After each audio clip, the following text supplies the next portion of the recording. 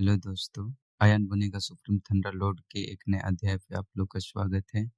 यह कहानी मेरे द्वारा एडिटेड और ट्रांसलेटेड है। अगर आपको कहानी पसंद आए तो लाइक, शेयर और साथ में प्यारा सा कमेंट करना ना भूलें। और आगे की कहानी जल्दी पाने के लिए चैनल को सब्सक्राइब करें। इस मेज पर बैठे कुलीन परिवारों के शिष्य व्यापारिक मामलों पर बातचीत कर रहे थे। हाल ही में उन्हें अपने कुलों से कौन सी बहुमूल्य और अच्छी चीजें मिली थीं। मूलतः यह एक उत्सव था, इसलिए सभी के पास चर्चा करने के लिए कुछ सहज विषय थे। अयान की यह बात समझ में आती थी, लेकिन वह उनसे तालमेल नहीं बिठा पा रहा था। जहां तक अन्य 5 मेजों पर बैठे शिष्यों की बात है, वे वास्तव में 5 कुलीन परिवारों के बारे में बातें कर रहे थे। कभी कभी कोई जोर से चिल्लाता था, बिल्कुल, नागकुल कबीला अमरावती का एक प्रसिद्ध कबीला है। बेशक, उनकी संपत्ति पूरी दुनिया में है। हाँ, सिंहनाद वंश भी बहुत शक्तिशाली है। हथियारों का कारोबार। ये लोग स्पष्ट रूप से उसकी चापलूसी कर रहे थे, जिसे सुनकर अयान को उनके लिए शर्मिंदगी महसूस हो रही थी। अयान को जो दृश्य पसंद आया वह था दोस्तों का एक समूह जो एक बड़े कटोरे में शराब पी रहा था, बड़े कौर में मांस खा रहा था, बातें कर रहा था और खुशी से हंस रहा था। इस तरह की मशहूर हस्तियों की सभा उच्चस्तरीय विषयों से भरी हुई थी। अयान को वास्तव में इसमें जरा भी रुचि नहीं थी, नहीं वह इसके बारे में ज्यादा जानता था। वह केवल अपना सिर झुकाकर एक एक प्याला शराब पी सकता था। वह अब बैठ पाने में लगभग असमर्थ हो गया था। अयान, तुम यहाँ हो। इसी समय लोगों का एक समूह आंगन के द्वार से गुजरा। उनमें से एक ने अयान का नाम चिल्लाया। अयान ने उधर देखा तो ऋतु दरवाजे पर खड़ी थी। बड़ी बहन ऋतु। आखिरकार अयान हंसा। ऋतु भी मुस्कुराए और बोली, तुम्हें ढूंढना वाकई मुश्किल है। मैं विशेष रूप से सूर्य शिखर पर गया था, लेकिन मैं आपको नहीं ढूंढ सका। बाद में मैंने सुना कि आप शराबी ड्रीम मंडप में आए थे। आओ आओ और हमारे साथ बैठो। हमारे बगल के आंगन में सीटें आरक्षित हैं। आइए मैं आपको हमारे कुछ वरिष्ठ भाइयों से मिलवाता हूँ। आप पहले से ही द्वितीय श्रेणी अकादमी के छात्र हैं। अयान शुरू में उसका पीछा नहीं करना चाहता था। आखिरकार वह द्वितीय श्रेणी अकादमी के लोगों के साथ अच्छी तरह से नहीं मिल पाता था। यहां तक कि वह शत्रुतापूर्ण स्थिति में था। हालांकि ऋतु के चेहरे के भाव के कारण वह केवल इतना ही जवाब दे सकी, आप लोग पहले जाए, मैं थोड़ी देर में टोस्ट खाने जाऊंगा। अरे यार, आज रात मैं इससे ऊब गया हूं। अयान को यह नहीं पता था कि जब ऋतु का समूह दूसरे प्रांगण में प्रवेश कर गया तो किसी ने फुसफुसा कर कहा, ऋतु, क्या ये वही व्यक्ति है जिसे तुम ढूंढ रही हो? क्या वह अयान है? हाँ, मुझे डर है कि वह आज रात इसे संभाल पाएगा। मैं नहीं जानता कि ऐसा करना उचित है या नहीं। उसके कोमल शब्द अर्थपूर्ण थे, लेकिन लोग नहीं जानते थे कि वह क्या योजना बना रही थी। ऋतु और बाकी लोगों के चले जाने के बाद अलीशा ने वाइन ग्लास से अयान की ओर देखा और उदासीनता से कहा, तुम सेकंड ग्रेड एकेडमी के लोगों के साथ कब मिले थे? उन्होंने तुरंत अपने पुराने गिले शिकवे भुला दिए और आपसे हाथ मिलाया। अयान को उनकी शराब की छोटी गिलासें और उनका उथला स्वाद बिल्कुल पसंद नहीं था। यहाँ तक कि अगर वह मेज पर रखे फलों से भरे बड़े क्रिस्टल के कटोरे को उठाकर उसमें कटे हुए फल भी डाल देता, तो वह बड़े क्रिस्टल के कटोरे को शराब से भर देता और एक ही घूंट में सारा पी जाता। अयान ने खुशी से अपने होंठ पोंछे और अलीशा से कहा, तुम्हें मुझे अजीब तरीके से उकसाने की जरूरत नहीं है। मैं द्वितीय श्रेणी अकादमी के उन लोगों से परिचित नहीं हूँ। सभी लोग, मुझे एक क्षण के लिए क्षमा करें। इतना कहकर अयान बड़ा क्रिस्टल कटोरा लेकर दूसरे आंगन की ओर चला गया। अलीशा इतनी क्रोधित हुई कि उसके चांदी के दांतों की 2 पंक्तियां लगभग टूट गईं। अभी अभी अयान की अच्छी शराब से भरी बड़ी कटोरी घुटन भरी लग रही थी, मानो वह जानबूझकर उन्हें दिखा रहा हो। यह ऐसा है जैसे कि कहा जाए, आप लोग, आप खुशी से बात नहीं करते, आप खुशी से काम नहीं करते, आप खुशी से शराब भी नहीं पीते। अलीशा ने मेज पर जोर से पटक दिया और चिल्लाई, कोई शराब का कटोरा बदलो।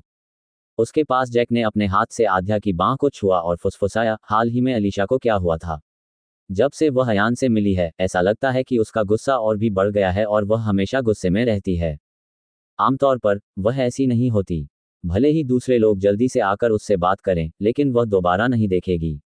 हालांकि अयान के लिए ऐसा लगता है कि अयान जो कुछ भी करता है, उसका उस पर असर पड़ता है। आध्या ने अपना सिर नीचे कर लिया और मुस्कुराया, लेकिन कुछ नहीं बोला। ठीक है, अलीशा। आध्या ने अपना सिर उठाया और अलीशा की ओर देखा, मुझे आश्चर्य है कि क्या आपके पास कोई किंजियां गोलियां हैं? अलीशा शराब का कटोरा पकड़े हुए थी, जिसमें वह अभी अभी नहाई थी, और उसे तेज शराब के बड़े कटोरे की चिंता हो रही थी। क्या ये बहुत अशोभनीय नहीं होगा यदि वह इस तरह से एक घूंट ले? आध्या का प्रश्न सुनकर वह बोली, मैं ऐसी चीज का उपयोग क्यों करूंगी? स्वाभाविक रूप से ऐसी कोई बात नहीं है। इस बिंदु पर अलीशा निर्दयी थी। उसने अपना सिर उठाया और कटोरे में रखी तेज शराब के कुछ बड़े घूंट पी लिए। फिर वह भौहें सिकोड़ती रही और अपने आप से बुदबुदाती रही, एक कठोर आदमी ही होता है। इस तरह पीने पर अच्छी शराब का स्वाद कैसे आ सकता है। दूसरे आंगन में अयान शराब का कटोरा लेकर आया। प्रांगण में बैठे दूसरी कक्षा के छात्र तुरंत खड़े हो गए। अयान यहाँ है, जल्दी से यहाँ आकर बैठो, मेरी जगह पर आओ, अब से हम द्वितीय श्रेणी अकादमी के सह शिष्य होंगे। ये सही है, अपनी उत्कृष्ट शक्ति के कारण आपका हमारे साथ एक ही अकादमी में होना तय है। उन प्रथम श्रेणी के छात्रों के साथ रहने से आपकी प्रतिभा दब जाएगी। अयान को लगा कि यह अजीब बात है। आज न केवल दूसरी कक्षा के ये छात्र उसके प्रति शत्रुतापूर्ण नहीं थे, बल्कि वे और भी अधिक उत्साही थे। इस अचानक बदलाव से अयान उलझन में पड़ गया। उन्होंने अपनी मुट्ठियां भींच लीं और कहा, वरिष्ठ भाइयों, आपकी दयालुता के लिए धन्यवाद। तो फिर अयान को भी सम्मानपूर्वक आज्ञा माननी चाहिए। यहाँ आओ, अयान। अयान ने ऋतु की आवाज़ ढूंढी और पास चला गया। उन्होंने अपने लिए एक कटोरी शराब डाली और कहा, वरिष्ठ बहन ऋतु, गोलियों के आपके उदार उपहार के लिए धन्यवाद। अयान आपको कटोरे से सम्मान देता है। चलो पहले ये करते हैं। ये कहने के बाद उसने अपने हाथ ऊपर उठाए और शराब के कुछ बड़े घूंट पी लिए। फिर उसने शराब का एक और कटोरा डाला। उन्होंने दोनों हाथों से कटोरा ऊपर उठाया और कहा, ये कटोरा वरिष्ठ भाइयों और बहनों के लिए है। चलो पहले ये करते हैं। ये कहने के बाद उसने कुछ और घूंट पी लिए। घटनास्थल पर मौजूद कई लोगों ने चुपके से उसे अंगूठा दिखाया और मन ही मन सोचा कि यह सबसे खुश व्यक्ति है। जब ऋतु ने अयान को शराब पीते देखा तो उसका गला रुंध गया। उसने उसकी गर्दन से नीचे बहती तेज शराब का दृश्य देखा और ऐसी आवाज में कहा जिसे केवल वही सुन सकती थी, इस अयान में सचमुच बहुत मर्दानगी है। अगर मैं उसे पहले जान पाता तो शायद। कितनी अफसोस की बात है। हाँ, मुझे ऐसा हीरो पसंद है। दूसरी कक्षा का एक छात्र खड़ा होकर खिलखिलाकर हंसने लगा। उन्होंने एक बड़ा कटोरा भी रखा और कहा, ये शराबी ड्रीम मंडप हर जगह अच्छा है।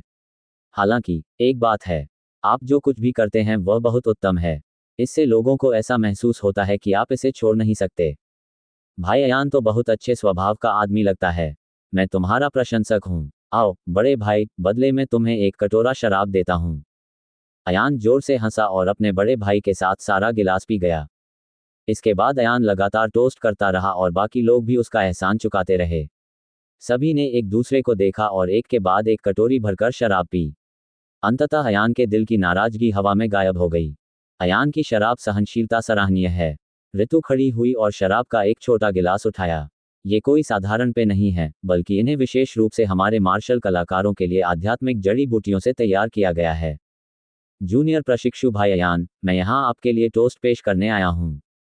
ये कहते हुए ऋतु कदम दर कदम अयान के पास चली गई। अयान ने अभी पीने के लिए शराब का कटोरा उठाया ही था कि उसने अपनी बांह के अंदर से एक सफ़ेद और कोमल बांह निकलती देखी। ये स्पष्टतः टोस्ट की मुद्रा थी। अयान दंग रह गया। वरिष्ठ बहन ऋतु, ये। हालांकि ऋतु पहले ही अयान की बांह पकड़ चुकी थी और कप में शराब पी चुकी थी। पीने के बाद ऋतु ने अयान की ओर प्यार से मुस्कुराए। लेकिन इस समय सभी के भाव बदल गए। अभी अभी सबके दिल खोलकर हंसने का जीवंत दृश्य गायब हो गया था। दरवाजे के बाहर देखते ही सभी के चेहरों पर मुस्कान आ गई। अयान ने शराब का कटोरा पकड़ लिया और हैरान हो गया। उसने पलटकर देखा तो अकादमी के प्रवेश द्वार पर 4 लोग खड़े थे। पहला व्यक्ति द्वितीय श्रेणी अकादमी का तथाकथित नंबर 1 विशेषज्ञ कबीर था, जिसे उसने कुछ दिन पहले क्रेडिट हॉल के प्रवेश द्वार पर देखा था। इस समय कबीर के चेहरे पर काले बादल छा गए। वह अयान और ऋतु के बीच शराब की अदला बदली को ठंडे मन से देख रहा था। अपना हाथ हटाओ, कबीर अयान पर ठंडे स्वर में चिल्लाने से खुद को रोक नहीं सका। अयान बेवकूफ नहीं था। एक ही नज़र में वह बता सकता था कि रवि स्पष्ट रूप से ऋतु में रुचि रखता था। हालांकि कबीर का लहजा अच्छा नहीं था। अयान इतना आलसी था कि उसे दूसरों के निजी मामलों की परवाह नहीं थी। उसने शराब का कटोरा नीचे रख दिया और एक तरफ जाने के लिए तैयार हो गया। इसी समय कबीर ऋतु की ओर बढ़ा। हालांकि ऋतु ने दयनीय रूप से अयान की बांह पकड़ ली और फुसफुसाया, छोटे भाई अयान, मेरी रक्षा करो। वह मुझे चोट पहुंचाना चाहता है। अयान के मन में कबीर के बारे में बुरी धारणा थी। ये देखकर कि कबीर गुस्से से लाल होकर ऋतु की ओर दबाव डाल रहा है और यह सोचकर कि ऋतु उसके साथ बहुत अच्छी है, वह रुक गया और कबीर से बोला, बड़े भाई हरीश, आपको कुछ कहना है? आवेगपूर्ण मत बनो। इस कबीर को शायद ऋतु पसंद थी, लेकिन वह लंबे समय तक उससे मिल नहीं पाया, इसलिए वह शर्मिंदगी से नाराज हो गया, है ना? आप कौन हैं? कबीर तुरंत क्रोधित हो गया और अयान पर चिल्लाया, अब मुझे जज करने की तुम्हारी बारी है। भाड़ में जाओ। तुम किस बारे में बात कर रहे हो? पहले तो अयान उसे केवल अच्छे शब्दों से मनाने की कोशिश कर रहा था, लेकिन अब वह इसे और सहन नहीं कर सकता था। उन्होंने एक कदम आगे बढ़कर यह भी कहा, अन्य लोग आपको पसंद नहीं करते, इसलिए आप इस तरह की बात उन पर थोप नहीं सकते। कबीर को अयान ने रोक लिया था, इसलिए वह रुक गया और अयान की ओर कृपालु दृष्टि से देखने लगा। अदरक की कीमत अयान की अदरक से आधा सिर अधिक थी। अयान को इस तरह देखना अयान को बहुत दुखी लगा। ओह, आपने जो कहा वह सही लगता है। कबीर ने एक क्षण सोचा और कहा। अयान ने राहत की सांस ली और कहा, वरिष्ठ भाई, आप खुद को महिलाओं के पीछे भागने के लिए मजबूर नहीं कर सकते। अगर तुम, इससे पहले कि वह बोलना समाप्त कर पाता, कबीर ने अचानक बिना किसी चेतावनी के हमला कर दिया और अयान के पेट में मुक्का मार दिया। वे दोनों एक दूसरे के बहुत करीब खड़े थे और वे पहले से ही एक दूसरे के बहुत करीब थे। इसके अलावा कबीर मूल वापसी चरण के 5वें स्तर पर था और अयान पूरी तरह से रक्षाहीन था। यह मुक्का अयान के पेट पर जोर से लगा, जिससे अयान अपने शरीर की रक्षा के लिए युआन क्यूई का संचार नहीं कर सका। पू, अयान ने खांसते हुए मुंह में मीठा खून निकाला और उसके पैर जमीन से उठ गए। जमीन को पहुंचते हुए वह पीछे की ओर उड़ गया। कबीर का मुक्का कोई साधारण मुक्का नहीं था। इसके बजाय उसने युआन क्यूई की शक्ति का उपयोग किया। युआन क्यूई चमक की एक मोटी परत उसके भारी घूंसे के चारों ओर लिपटी हुई थी। अयान तैयार नहीं था और कबीर ने बहुत नजदीक से उस पर हमला कर दिया। ये फैशन पीछे की ओर उड़ रहा था और उसे अभी तक प्रतिक्रिया देनी थी।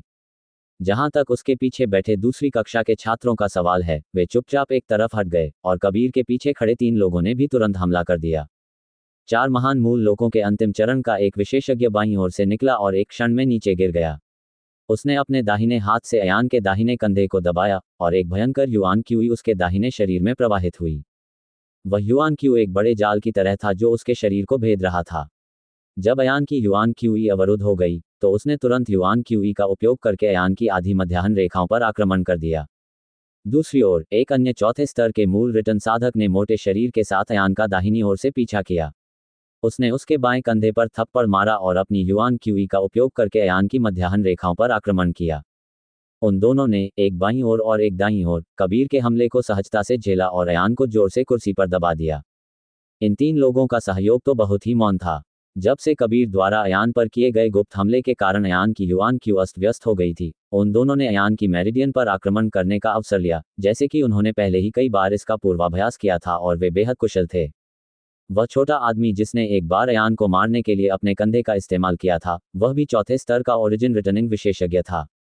वह बंदर की तरह फुर्तीला था और अयान के सामने आधा बैठा हुआ था।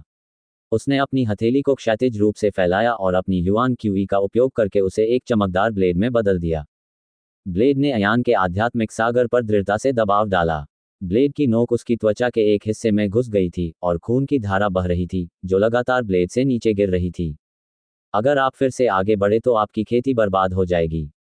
छोटे कद का आदमी अपने होंठ चाटते हुए हंसने लगा।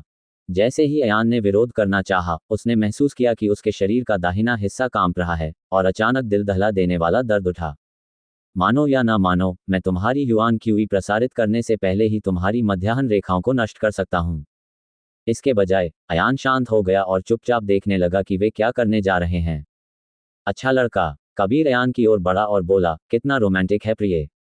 आप स्वर्गीय शैतान संप्रदाय की राक्षसी महिला को बहकाने से संतुष्ट नहीं हैं, फिर भी आप वास्तव में ऋतुआ पर प्रहार करने का साहस करते हैं। ये कहकर कबीर ने अपना दिल निकालकर अयान की छाती पर मुक्का मारा। लंबे, पतले आदमी और मोटे आदमी को इस बात की मौन सहमति थी कि अयान के शरीर को कैसे स्थिर किया जाए और उन्होंने लकड़ी की कुर्सी में युआन क्यूई को इंजेक्ट किया, ताकि कबीर की मुट्ठी से लकड़ी की कुर्सी टूट न जाए। अयान एक कुर्सी पर बैठा था। उसे 3-4 मीटर पीछे से पीटा गया और उसने फिर से मुंह में खून थूका। कबीर, क्या तुम्हारा काम हो गया? ऋतु ने गुस्से से कहा, तुम्हें और क्या चाहिए? दूसरे शब्दों में कहें तो, अयान को घेरे से बाहर निकालने के लिए आगे बढ़ने का उसका जरा भी इरादा नहीं था। इस बीच, दूसरी कक्षा के वे छात्र जो अयान के साथ शराब पीते थे और उसे भाई कहते थे, सभी कंधे पर हाथ रखकर उसके पास खड़े थे। ऋतु, कबीर जल्दी से ऋतु के पास गया और बोला, ये सब मेरी गलती है। क्या मैं अपनी गलती स्वीकार नहीं कर सकता? क्या आप गलत हैं? ऋतु ने गुस्से से अपना सिर घुमाया और बोली, तुम्हें क्या हो गया है? कबीर ने मुस्कुराते हुए कहा, हाँ, मैं उस दिन अपने भाइयों के साथ फूलों की शराब पीने गया था। मुझे 2 लड़कियां तो मिल गईं, लेकिन मैं, कबीर, कसम खाकर कहता हूं कि मैंने उन 2 लड़कियों को हाथ भी नहीं लगाया। वाह, कौन तुम पर विश्वास करेगा? सभी पुरुष गुणवान हैं। बोलते समय ऋतु ने उदासीनता से अयान की ओर देखा। इस बार उसकी आंखों में घृणा का भाव था। इससे पहले जब वह पहली बार अयान से मिली थी तो वह बहुत ज्ञानी और समझदार थी और उसकी मुस्कान मीठी थी। हालांकि आज उसने अपनी अभिव्यक्ति बदल ली थी, ठीक वैसे ही जैसे उसके पहले और बाद में दो बिल्कुल अलग अलग लोग थे। जिन पुरुषों के बारे में वह बात कर रही थी वे सभी एक जैसे गुण वाले थे और वे स्पष्ट रूप से अयान और रितिका के बीच संबंध दर्शा रहे थे। सचमुच, सच में, मेरा विश्वास करो, मेरे दिल में केवल तुम ही हो। कबीर ने ऋतु का हाथ पकड़ना चाहा, लेकिन ऋतु ने गुस्से से उसे चकमा दे दिया। कबीर उसे फिर पकड़ने गया। इस बार ऋतु को 2 बार संघर्ष करना पड़ा, उसके बाद वह कबीर की बाहों में खींच ली गई। कबीर ने धीरे से कहा, क्या तुम नहीं जानते कि मैं तुम्हारे लिए कितना अच्छा हूं? जैसे ही ऋतु बोलने वाली थी, कबीर के दबंग लहजे ने उसे रोक दिया।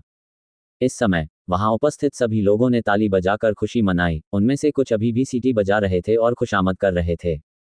चुंबन के बाद ऋतु का चेहरा लाल हो गया और उसने कबीर की छाती पर 2 बार हल्के से थपकी दी। तुम मर गए, तुम मर गए।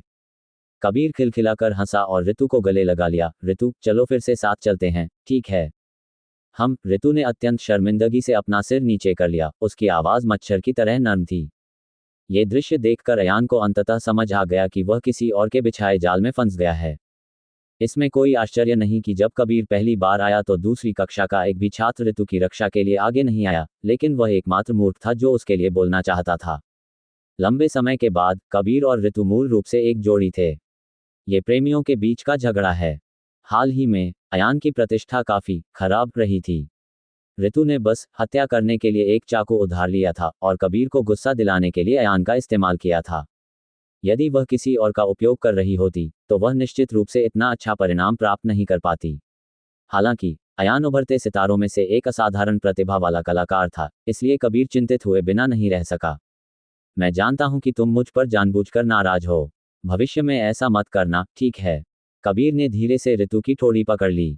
अच्छा, ऐसा है। ऋतु ने मधुरता और आज्ञाकारी भाव से मुस्कुराई, लेकिन उसका चेहरा शर्म से लाल हो गया। हा हा हा हा हा हा हा। जैसे ही वे दोनों इससे थक गए, अयान अचानक जोर से हंस पड़ा। तुम्हारे पास मुस्कुराने के लिए कौन सा चेहरा है? कबीर ने अपना सिर घुमाकर अयान की ओर देखा और ठंडे स्वर में कहा, तुम मेरी औरत को कैसे छू सकते हो? एक मेढक सचमुच हंस का मांस खाना चाहता है और एक औरत को इतना याद करना चाहता है कि वह तुम्हें याद करने लगे। हालांकि अयान ने ऋतु को देखा और सिर हिलाया। यह अच्छा है कि तुमने मेरा इस्तेमाल किया। ऋतु ने माफी मांगते हुए मुस्कुराते हुए कहा, अयान, मैंने तुम्हारे साथ गलत किया है। मुझे पता है कि आपके मन में मेरे बारे में अच्छी धारणा है, लेकिन मेरा दिल कबीर का है। हालांकि इससे कोई फर्क नहीं पड़ता। जब मैं वापस आऊंगा तो मैं तुम्हें क्षतिपूर्ति के लिए कुछ और टियर 2 गोलियां दूंगा। क्या मैं आपके बारे में अच्छी धारणा रखता हूं? अयान ने अपना सिर उठाया और मुस्कुराया। ऋतु, तुम बहुत ज्यादा सोचती हो, है ना? मैं तो बस आपको गोली के लिए धन्यवाद दे रहा हूं। शिष्टाचार के नाते मैं आपके लिए टोस्ट प्रस्तावित करने आया हूं। अयान्युए ने गुस्से से कहा, लेकिन तुम दोनों का पेट सचमुच भर गया है। क्या आप लोगों का मेरे साथ कोई रिश्ता है? ऋतु, मैंने तुम्हें कैसे नाराज कर दिया? मेरे खिलाफ इस तरह की साजिश रचने की कोई जरूरत नहीं है। जब से आपने मुझे सनपीक पर फाउंडेशन स्थापना की गोली देने का नाटक किया था, तब से आप इसे मेरे लिए तैयार कर रहे हैं, है ना? मैं इतना मूर्ख था कि मैंने सोचा कि तुम सचमुच मुझसे दोस्ती करना चाहते हो। आप बात करने वाले कौन होते हो? मैं नहीं जानता कि तुम किस बारे में बात कर रहे हो। कबीर ने अयान को ऋतु से क्या बकवास है कहते हुए सुना और एक और मुक्का मारने के लिए आगे बढ़ा। यह मुक्का सीधे अयान के चेहरे पर लगा, जिससे अयान का पूरा शरीर झुक गया। अरे अयान, तुम ठीक हो? हम सब आपके लौटने का इंतजार कर रहे हैं। इस समय एक प्रथम श्रेणी अकादमी के शिष्य ने दरवाजा खोला और अंदर प्रवेश किया। एक क्षण में शिष्य ने देखा कि कबीर ने अयान के चेहरे पर मुक्का मार दिया।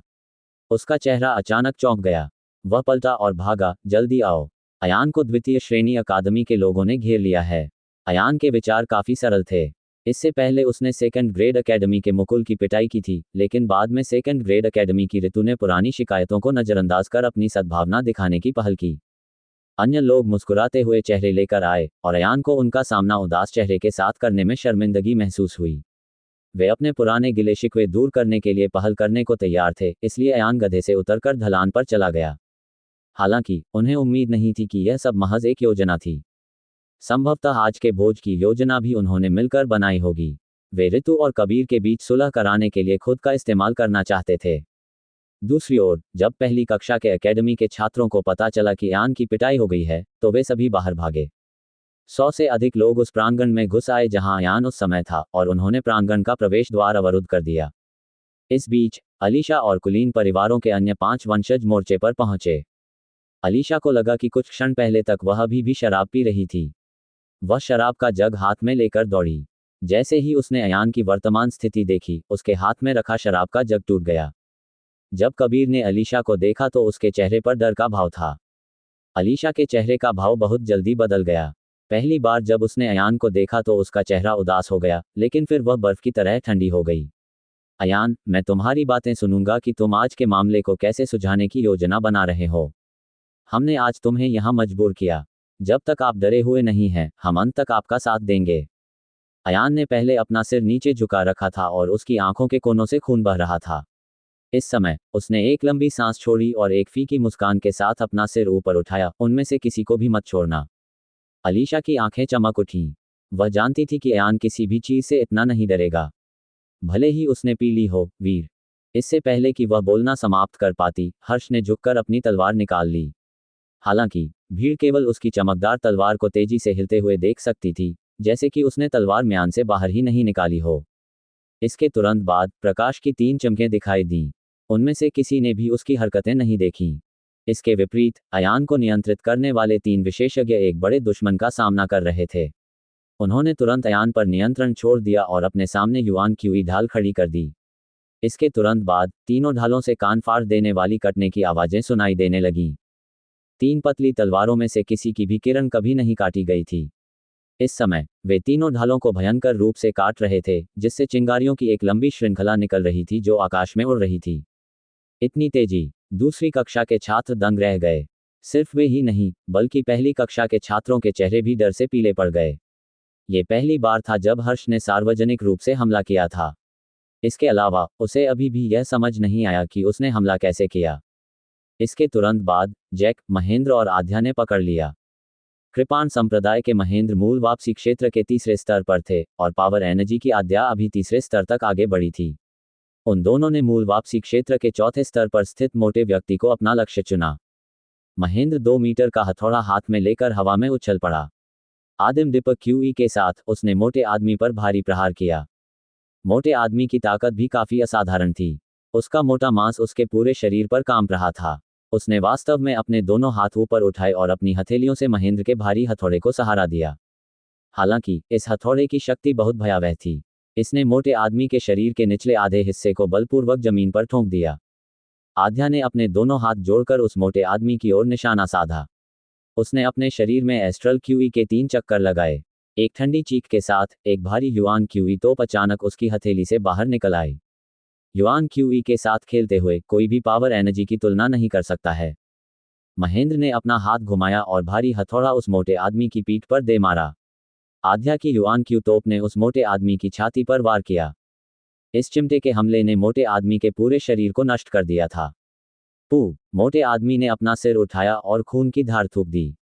दूसरी ओर सेबर सेक्ट के जैक ने अच्छी हथेली तकनीक का इस्तेमाल किया। उसकी भुजाएं धुंधली युआन क्यूई में लिपटी हुई थीं। जैसे ही उसने अपनी हथेली हिलाई, उसकी भुजाएं हल्की छाया में बदल गईं, मानो एक ही समय में उसकी 6 भुजाएं हों।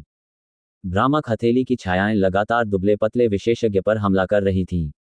दुबले पतले विशेषज्ञ ने एक लंबा भाला निकाला और भाले की परछाइयां बारिश की तरह बिखर गईं, जबकि जैक अपनी भूतिया हथेली तकनीक की तरह घने भाले की परछाइयों में स्वतंत्र रूप से तैरने लगा।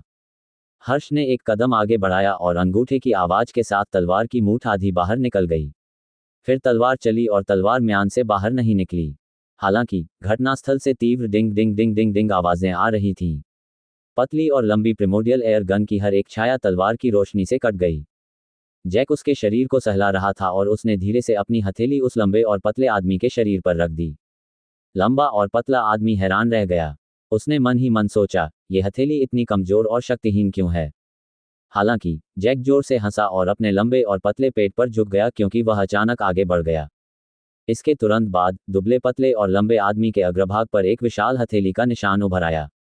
हथेली का निशान काफी बड़े क्षेत्र में फैला हुआ था, जो जैक के दाहिने हाथ से भी कहीं ज्यादा बड़ा था। लंबा और पतला आदमी पीछे की ओर गिरते समय अपने मुंह से खून भी थूकने लगा। इन सभी लोगों ने एक ही समय पर हमला किया, उनकी गति अत्यंत तेज थी। इस समय अयान अपनी कुर्सी से उठ खड़ा हुआ था और अपनी मांसपेशियों और हड्डियों को खींचने के लिए अपनी गर्दन को घुमा रहा था। केवल एक ही व्यक्ति गायब था, वह छोटा आदमी जो भीड़ में एक आत्मिक बंदर की तरह घूम रहा था। वह पहले मोटे आदमी के पीछे चक्कर लगाता रहा और यह नहीं देख पाया कि उसने कैसे हमला कर दिया। महेंद्र का भारी हथौड़ा बाहर धकेल दिया गया। तभी उसका शरीर डगमगाया और वह लंबे और पतले जैक पर हमला कर रहा था। वह अचानक एक बल द्वारा हवा में फेंका गया। अरे, क्या तुम लोग पकड़ने जा रहे हो? पेंग! अयान ने उस छोटे आदमी की पीठ पर जोरदार प्रहार किया और उसे जमीन पर गिरा दिया। छोटे कद के व्यक्ति का शरीर कांप उठा और वह अयान के पैरों से छूट गया, एक प्रतिबिंब में बदल गया और एक और की ओर भाग गया। अयान तेज तर्रार था। जैसे ही वह छोटा आदमी चला गया, उसने अपना हाथ बढ़ाया और छोटे आदमी का टखना पकड़ लिया। इस समय छोटा आदमी बाहर भागने की मुद्रा में था। अयान की पकड़ की ताकत के अलावा उसका पूरा शरीर अस्थायी रूप से हवा में था। अयान ने छोटे कद के उस आदमी का टखना पकड़ लिया और 50 मीटर की ऊंचाई तक छलांग लगा दी। फिर उसने युआन क्यूई को उसके दाहिने पैर में डाला और उसे सीधा लात मारी। जब उसने उसे हवा में लात मारी तो युआन क्यूई फट गया। भयभीत युआन क्यू ने अयान को जमीन की ओर धकेल दिया। अयान ने जमीन पर पहुंचने के लिए फ्लैश शैडो सटेप का भी इस्तेमाल किया। उसने उस छोटे आदमी को जोर से जमीन पर पटक दिया। एक जोरदार विस्फोट के साथ 10 मीटर व्यास का एक गड्ढा जमीन में धंस गया और आसपास की दीवारें भी इस हद तक हिल गईं कि वे ढह गईं। छोटे पिस्सू, तुम्हें एक बार और कूदना चाहिए। अयान ने शार्टी की ओर कृपालु भाव से देखा, क्या तुम मेरे आध्यात्मिक सागर को भेदने नहीं जा रहे हो? छोटे कद वाले आदमी की हड्डियां बहुत पहले ही टूट चुकी थीं। उसका पूरा शरीर बिना किसी प्रतिक्रिया के मृत्यु के कगार पर था। वह लंबा और पतला आदमी, जिसे छोटे आदमी ने बचाया था, पहले ही अयान की पीठ पर चढ़ चुका था। अयान ने अपना दाहिना हाथ ऊपर उठाया और एक झनकार की आवाज के साथ एक विशाल कृपाण उड़कर ऊपर आया। उसके दाहिने हाथ ने उसे ठीक से पकड़ लिया और उसने घूमकर उसे लात मार दी। मूल वापसी के तीसरे स्तर पर अयान की युआन क्यूई पहले से ही प्रचुर मात्रा में थी, इसलिए उसने अब इसे बिजली में बदलने के लिए क्यूई शोधन का उपयोग नहीं किया। आमतौर पर क्यूई को बिजली में परिष्कृत करने में बहुत अधिक युआन क्यूई की खपत होती है। केवल तभी जब वह थंडर किंग सील का उपयोग करेगा, अयान इसका उपयोग करने के लिए तैयार होगा। अब उन्होंने एक ही किक से यह चाल चल दी थी। कड़कती हुई बिजली अयान के दाहिने पैर के चारों ओर लिपट गई, जो उसके दिल को छेदती हुई सीधे उसके लंबे और पतले बाएं घुटने पर जा गिरी। कच! हड्डियों के टूटने की आवाज सुनाई दे रही थी। अयान के घुटने से लंबा और पतला आदमी टुकड़े टुकड़े हो गया और उसका पूरा शरीर पीछे की ओर खिसक गया, जिससे उसके नितंबों से लकड़ी की कुर्सी टुकड़े टुकड़े हो गई, जबकि उसके बाएं पैर की पिंडली डर के मारे ऊपर की ओर झुक गई। यद्यपि आद्या और महेंद्र ने उसे पहले ही सबक सिखा दिया था, यह मोटा आदमी भी शक्ति ऊर्जा का विशेषज्ञ था और उसने कोमलता की एक अजीब तकनीक का अभ्यास किया था। आद्या और महेंद्र के हमलों से उसके मुंह से खून निकला, लेकिन उसकी किसी भी मांसपेशी, हड्डी या अंग को कोई चोट नहीं पहुंची। इस समय मोटे आदमी का शरीर कांप उठा और एक अकल्पनीय रूप से नर्म युआन क्यूई उसके शरीर के चारों ओर लिपट गई। महेंद्र का हथौड़ा मोटे आदमी की युआन क्यूई पर लगा और भिनभिनाती हुई आवाज के साथ वापस उछल गया। आद्या की दाहिनी उंगलियों ने एक तलवार बनाए और मोटे आदमी की ओर सार तलवार की धार चलाई। मोटे आदमी ने अपने हाथों पर थपथपाया, जिससे उसकी भुजाओं का मोटा मांस कांपने लगा। उसकी हथेलियों की टक्कर के सामने मूल ऊर्जा का एक नर्म गोला संघनित हो गया था और प्रकाश का गोला अभी भी घूम रहा था। आद्या की सार तलवार की धार सीधे सार क्षेत्र में जा गिरी। गोला घुरघुराहट के साथ हिला, फिर ऊपर की ओर झूला, जिससे सार तलवार ब्लेड हवा में उड़ गई। अयान आगे बढ़ा और उसने अपनी हथेली उस मोटे आदमी के मोटे मांस पर रख दी। क्यूई को बिजली में परिष्कृत करना। एक क्षण में वह मोटा आदमी जिसने आद्या और महेंद्र को सिरदर्द दिया था, वास्तव में कड़कती बिजली में लिपट गया और उसका पूरा शरीर हवा में तैरने लगा। ओह! बिजली के झटके से मोटे आदमी के गले से एक हंसी निकली, लेकिन वह अवाक था। अयान की आंखें ठंडी हो गईं। 4 लोगों ने मुझ पर घात लगाकर हमला किया। आप लोग बहुत गर्वित हैं। जैसे ही उसने बोलना समाप्त किया, अयान की युआन क्यूई बाहर निकल आई। मोटे आदमी के चारों ओर लिपटी बिजली अचानक 2 मीटर व्यास वाली बिजली की गेंद में बदल गई। मोटा आदमी बिजली के गोले में लिपटा हुआ था। गोली लगने से उसका शरीर सीधा हो गया, जिससे उसका मोटा शरीर तेजी से हिल गया। उसकी आंखें सफेद हो गईं और वह लगातार खून मिला सफेद झाग थूक रहा था। हिस! बिजली मध्याह्न रेखाएं। उद्धरण चिन्ह। वहां उपस्थित सभी लोग आश्चर्यचकित रह गए। यहां तक कि अलीशा और अन्य लोग भी सदमे में चिल्ला उठे। अयान ने अपना दाहिना हाथ ढीला कर दिया और थंडरबॉल गायब हो गया। मोटा आदमी जब जमीन पर गिरा तो उसकी आंखें लगातार घूमती रहीं और फड़कती रहीं। पूरी प्रक्रिया को देखने के बाद ऋतु इतनी स्तब्ध रह गई कि उसका चेहरा पीला पड़ गया और वह एक भी शब्द नहीं बोल सकी। ऋतु, अयान ने पलटकर ऋतु की तरफ देखा और बोला, मुझे तुमसे कोई शिकायत या दुश्मनी नहीं है, फिर भी तुम मेरे खिलाफ ऐसी साजिश रच रही हो। क्या तुम लोगों ने मिलकर मेरे साथ छल नहीं किया? चूंकि मामला ऐसा है, इसलिए आपको इसकी कीमत चुकाने के लिए तैयार रहना होगा। ऋतु भी क्रोधित हो गई।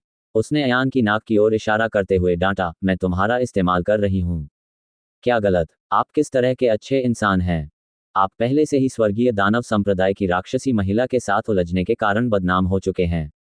क्या तुम्हें अब भी इस बात की चिंता है कि मैं इस बार भी तुम्हारा इस्तेमाल करूंगा? मुझे डर है कि तुमने खुद ही कोई बर्तन तोड़ दिया है। अयान ने अपनी आंखें सिकोड़ लीं। क्या मैं तुम्हारे कारण बदनाम हूं? भले ही मुझे हजारों लोगों द्वारा डांटा जाए, लेकिन न्याय करने की बारी आपकी नहीं है। तुम मेरे साथ एक आज्ञाकारी लड़की होने का नाटक क्यों कर रही हो? तुम बाहर से शांत और दिल से गंदे दिखने वाली एक वेश्या हो। तुम कुतिया हो, तुम। ऋतु ने अयान की ओर इशारा किया, उसका पूरा शरीर गुस्से से कांप रहा था। तुमने मुझे कुतिया कहा, फिर भी तुमने वास्तव में मुझे कुतिया कहने की हिम्मत की। अयान सचमुच क्रोधित था। इस दौरान वह काफी दुखी महसूस कर रहे थे। उसने एक व्यक्ति को बचाया था और फिर भी वह एक स्वर्गीय शैतान पंथ की राक्षसी महिला थी। इसके अलावा उसे अनजाने में ही स्वर्गीय शैतान पंथ द्वारा प्रपोज कर दिया गया था, जिससे वह प्रसिद्ध हो गया। अब जब वह अच्छे इरादों के साथ ऋतु से दोस्ती करना चाहती थी, तो उसने अप्रत्याशित रूप से उसके खिलाफ भयंकर साजिश रची। इन सब के कारण अंततः अयान भड़क उठा। मैं दूसरों के साथ दयालुता से पेश आता हूं और ऐसा कुछ नहीं करता जिससे मुझे अपमानित महसूस हो। तुम्हारी हिम्मत कैसे हुई ऋतु को डांटने की? वह वनराजी नगर के कुजूर वंश की बेटी है। कबीर के प्रदर्शन का समय आ गया था। वह आगे बढ़ा और अयान पर हमला करने ही वाला था। पता चला कि ऋतु कुजूर वंश की सदस्य थी, जो वर्मा गोस्वामी मिश्रा के 4 महान कुलों में से एक था और वनराजी शहर में कुजूर था। इसमें कोई आश्चर्य नहीं कि वह एक नाटक में सहयोग करने के लिए इतने सारे लोगों को जुटा सकी। लेकिन अयान किससे डर रहा था? वनराजी शहर के कुजूर वंश का उल्लेख नहीं करना चाहिए। वे वीरगढ़ में एक महान व्यक्ति के शिष्य थे। अब जबकि 5वें स्तर के ओरिजिन रिटर्निंग विशेषज्ञ कबीर दौड़कर आ चुके थे, अयान पीछे नहीं हटा और उसे पकड़ने के लिए तैयार था। लेकिन इसी समय अलीशा ने एक कदम आगे बढ़कर कबीर के चेहरे पर जोरदार थप्पड़ जड़ दिया। पा! वह तीखी आवाज पूरे मैदान में गूंज उठी। ये थप्पड़ कबीर के चेहरे पर भीड़ के सामने पड़ा।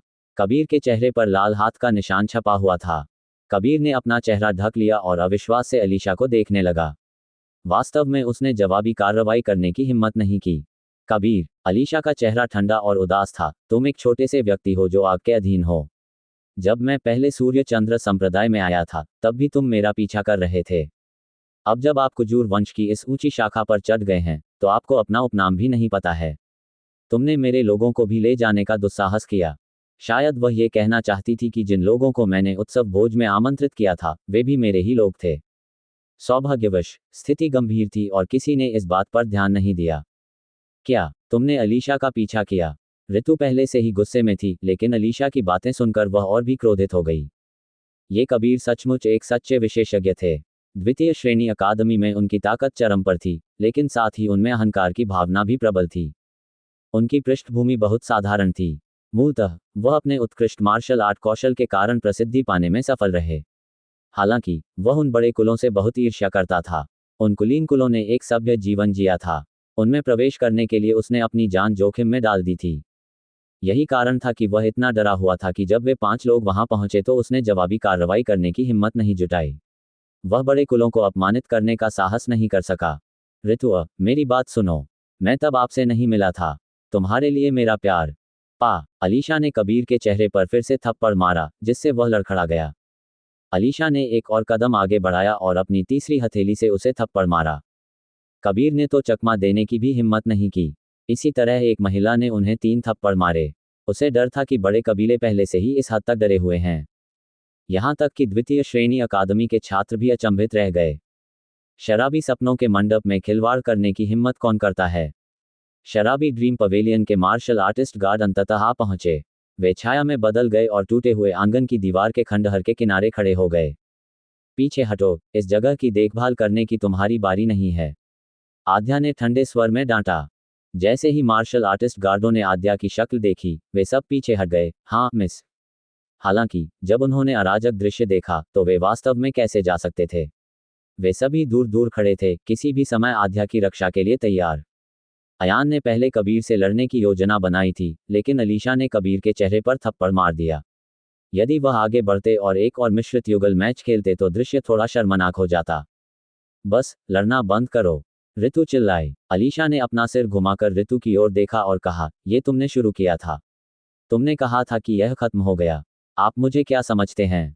आज मेरा भोज है, फिर भी तुमने मेरा भोज बर्बाद करने की हिम्मत की। आप स्पष्टतः मुझे गंभीरता से नहीं लेते हैं। मैं गलत था, मैं क्षमा प्रार्थी हूँ। ऋतु ने रोते हुए अयान से कहा, मुझे माफ कर दो। मुझे तुम्हारा उपयोग नहीं करना चाहिए था। जल्दी से अलीशा से कहो कि वह रुके और कबीर को मारना बंद करे। ऐसा कहते हुए अलीशा बेहद गुस्से में थी। ऋतु, ये औरत सचमुच नहीं जानती कि उसके लिए क्या अच्छा है। क्या वह नहीं जानती कि कबीर कैसा इंसान है? वह वास्तव में उसकी रक्षा कर रही है। एक महिला होने के नाते अलीशा को लगा कि ऋतु इस लायक नहीं है। ऋतु ने तो मौके पर ही माफी मांग ली थी। अयान को समझ नहीं आ रहा था कि क्या करे।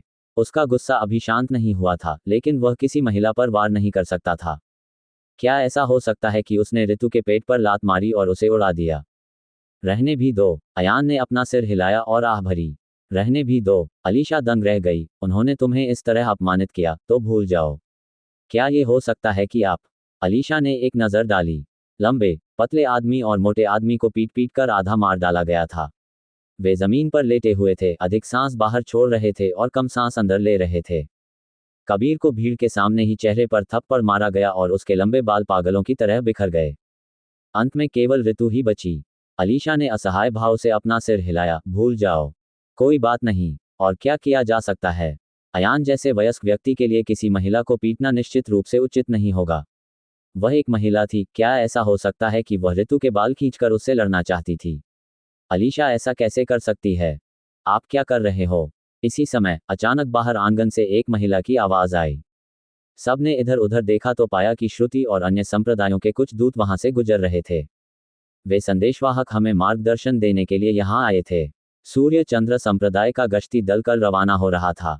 सूर्य चंद्र संप्रदाय के शिष्यों के प्रतिनिधि के रूप में श्रुति आज रात अन्य संप्रदायों के दूतों का मनोरंजन करने के लिए यहाँ थी। अंत में उसने ये दृश्य देखा। इस प्रकार श्रुति ने भौहें सिकोड़ लीं। उसे सचमुच ऐसा महसूस हुआ कि बाहरी लोगों के सामने उसका कोई महत्व नहीं है। बहन, आप यहाँ हैं। जब कबीर ने अपनी धर्मबहन को देखा तो उन्होंने तुरंत तिनके को पकड़ लिया। उसने अयान की ओर इशारा करते हुए कहा, बहन, तुम मुझसे बदला लेना चाहती हो। वह आपके भाई को धमकाने के लिए किसी को लाया है। कितनी बेशर्मी है। यहाँ तक कि दूसरी कक्षा के छात्र भी ये दृश्य नहीं देख सके। कबीर अलीशा और अन्य लोगों को नाराज करने की हिम्मत नहीं जुटा सका, इसलिए वह केवल नर्म परसिमन उठाकर उसे चुटकी में दबा सका। उसने सचमुच अयान पर भाला तान दिया। यह आप है। जब श्रुति ने अयान को देखा तो वह भौचक्की होकर बोली, यहाँ रुको, जाओ मत। इतना कहकर श्रुति मुस्कुराए और अन्य संप्रदायों के दूतों को पहले से तैयार प्रांगणों में भेजना जारी रखा और फिर वापस लौट आईं। अयान, मेरे साथ आओ, मुझे आपसे कुछ कहना है। परिस्थिति की परवाह किए बिना श्रुति ने अयान की बांह पकड़ ली और प्रकाश की किरण की तरह आकाश में उड़ गई। वहां कोई अन्य रास्ता नहीं था। श्रुति स्वर्ग मूल क्षेत्र की विशेषज्ञ थी और अलीशा और अन्य लोग उसे रोक नहीं सके। कबीर को फिर से देखो। ये तो आत्मसंतुष्टि है। अयान, बस मेरा इंतजार करो। मेरी धर्मबहन निश्चित रूप से आपकी अच्छी देखभाल करेगी। दूरी में श्रुति अयान को ड्रंकन ड्रीम पवेलियन से बाहर लेकर वनराजी शहर की एक सुदूर गली में पहुंची। जैसे ही वह उतरी, श्रुति ने भौहें सिकोड़ते हुए कहा, क्या तुम जानते हो कि मैं तुम्हें पूछताछ के लिए क्यों बाहर लाई हूं? अयान ने सिर हिलाया। ठीक है, तुम मुझे सबके सामने पेश करना चाहते हो। ये जानना अच्छा है, श्रुति ने कहा। एक महिला होने के नाते मैं जानती हूं कि मैं तुम्हें अपने शिष्यों के बीच सम्मान दूंगी। आप एक वयस्क व्यक्ति हैं, लेकिन आपने हमारे सूर्य चंद्र संप्रदाय को अपमानित किया है। अयान के पास श्रुति की बातों का खंडन करने की कोई गुंजाइश नहीं थी, इसलिए वह चुप रह सका। श्रुति ने कहा, क्या आप जानते हैं कि हरीश आपके बारे में कितना सोचता है? इस दौरान उन्होंने मुझसे जिस व्यक्ति का सबसे अधिक जिक्र किया, वह तुम हो, अयान। ये तथ्य कि आप इतनी जल्दी ईगल रैंकिंग के शीर्ष पर पहुंचने में सक्षम रहे, ये दर्शाता है कि आप में असाधारण प्रतिभा है। हालांकि ये प्रतिभा ऐसी चीज नहीं है जिसका उपयोग आप अपने साथी शिष्यों पर हावी होने और उन्हें अपमानित करने के लिए कर सकते हैं। आप एक ऐसे व्यक्ति हैं जिनका हरीश सम्मान करता है। मैं तुम्हें भटकते हुए और भ्रष्ट मार्ग पर चलते हुए नहीं देख सकता। क्या मैं भ्रष्ट मार्ग पर जा रहा हूं? अयान मुस्कुराया। आपने कारण और प्रभाव के बारे में नहीं पूछा, लेकिन आपने मुझे दोषी ठहराया। तुमने अपने अच्छे भाई से क्यों नहीं पूछा कि उसने क्या किया? ये सही है, मेरा स्वर्गीय शैतान धर्म की राक्षसी महिला के साथ संपर्क हुआ है। इसीलिए तुमने मुझे ऐसे व्यक्ति के रूप में पहचाना है जो तुम्हारे हृदय में बुराई चाहता है। अयान के खंडन से श्रुति भी अवाक रह गई। हालांकि वह ऐसा नहीं सोचती थी, लेकिन अवचेतन रूप से उसके मन में ऐसी धारणा थी। अयान ने कहा, मैंने सूर्य चंद्र संप्रदाय को अपना चेहरा नहीं दिखाया। अगर आप मुझसे पूछें तो मैं इसे स्वीकार करता हूं, लेकिन मैंने इसकी शुरुआत आज नहीं की। श्रुति ने कहा, मुझे बताओ कि वास्तव में क्या हुआ था। जैसे ही अयान बोलने वाला था, उसने अचानक महसूस किया कि उसका पूरा शरीर अदृश्य हत्या के इरादे से घिरा हुआ था। अयान ने मन ही मन सोचा, अच्छा नहीं है। उसने श्रुति का हाथ पकड़ लिया और उसे बाहर ले जाने ही वाला था। अयान की हत्या की मंशा की शक्तिशाली धारणा वास्तव में श्रुति की तुलना में थोड़ी अधिक मजबूत थी। आसपास की हत्या की मंशा अत्यंत कमजोर थी और उसका पता लगाना लगभग असंभव था। हालांकि श्रुति ने कोई प्रतिक्रिया नहीं दी। उसने सहजता से उस हाथ को चकमा दे दिया जिसे अयान ने पकड़ रखा था। इसके तुरंत बाद 3 छायाएं अंधेरे से बाहर निकलीं। तीनों छायाओं की युआन क्यू इतनी सघन थी कि वह हवा में प्रवेश नहीं कर सकती थी। एक पल में उन्होंने श्रुति को ब्लॉक कर दिया। फिर एक चमक के साथ वे तीनों एक एक व्यक्ति को उठाकर रात के आकाश में तैरने लगे। बकवास। अयान अचानक चौंक गया। वे तीनों बहुत स्पष्ट इरादे से श्रुति के पास आए थे। उन्होंने अयान की ओर देखा तक नहीं। अयान को लगा जैसे उसका दिमाग धड़क रहा है, लगभग फटने वाला है। चाहे कोई भी मुसीबत में हो, श्रुति मुसीबत में नहीं पड़ सकती। उसकी पहचान बहुत संवेदनशील है। सबसे पहले, वह सूर्य चंद्र संप्रदाय की प्रतिनिधि बनने जा रही थी और अपने गुरुओं के साथ अन्य संप्रदायों में जाने वाली थी। दूसरा, उसे सरकार और संप्रदाय के बीच संबंधों में सामंजस्य स्थापित करने के लिए वीरगढ़ की ओर से भेजा गया था। चाहे जिस कारण से भी उन तीनों ने श्रुति को छीना हो, वे निश्चित रूप से उन्हें श्रुति को छीनने नहीं दे सकते थे। अयान ने जरा भी संकोच नहीं किया। उसके दिमाग में बिजली सी कौंधी और उसने तुरंत अपने युआन क्यूई पंख बदल लिए और उन लोगों का उस दिशा में पीछा किया जिस दिशा से वे भाग रहे थे। जिस स्थान पर उसने श्रुति से बात की वह बहुत ही दूरस्थ था और उसे वहां कोई भी सहायक नहीं मिला। इसके अलावा ये स्थान सूर्य चंद्र संप्रदाय से बहुत दूर था। यदि वह मदद मांगने के लिए वापस जाता तो शायद समय में देरी कर देता। अयान ने भी अपनी जान जोखिम में डालकर बड़ी मात्रा में युआन क्यूई का सेवन करने में संकोच नहीं किया था। उसने युआन क्यूई बिजली का उपयोग करके अपने युआन क्यूई पंखदार पंखों को एक क्षण में बिजली की घनी मात्रा में लपेट लिया। परिणामस्वरूप अयान की गति एक स्तर तक बढ़ गई और उसकी उड़ान की गति बहुत तेज हो गई। हालांकि फिर भी युआन क्यूई पंख के साथ उड़ान भरने की यह विधि अभी भी 3 स्वर्ग मूल क्षेत्र विशेषज्ञों को पकड़ने में असमर्थ थी, जिन्होंने श्रुति को दूर ले जाया था। वे तीनों पूरी तैयारी से आए थे। प्रत्येक सेना अत्यंत अत्याचारी थी। वे तुरंत ही श्रुति को छीन सकते थे, जो स्वर्गीय युआन क्षेत्र के प्रथम स्तर पर थी। इसका मतलब यह था कि वे तीनों कम से कम स्वर्गीय युआन क्षेत्र के प्रथम स्तर से ऊपर थे। छोटी गौरैया, उसका पीछा करो, उसे मत खोना, अयान ने चिंतित होकर चिल्लाया। वह छोटा पक्षी तुरंत लाल छाया में बदल गया और एक तेज आवाज के साथ आकाश नीचे खिसक गया, जिससे रात के आकाश में एक हल्का लाल निशान रह गया। मालिक। अयान ने आईवी का पीछा किया और उसके गले में युआन क्यूई डाल दी, इस तरह से आईवी को जगाने की कोशिश की। हालांकि वनराजी शहर एक हलचल भरा महानगर था और सूर्य चंद्र संप्रदाय वनराजी शहर के केंद्र में, ठीक कोलाहल के केंद्र में खड़ा था। गुनगुनाने के शोर से परेशान होने से बचने के लिए सूर्य चंद्र संप्रदाय ने वास्तव में एक ध्वनि अवरोधक लगाया था।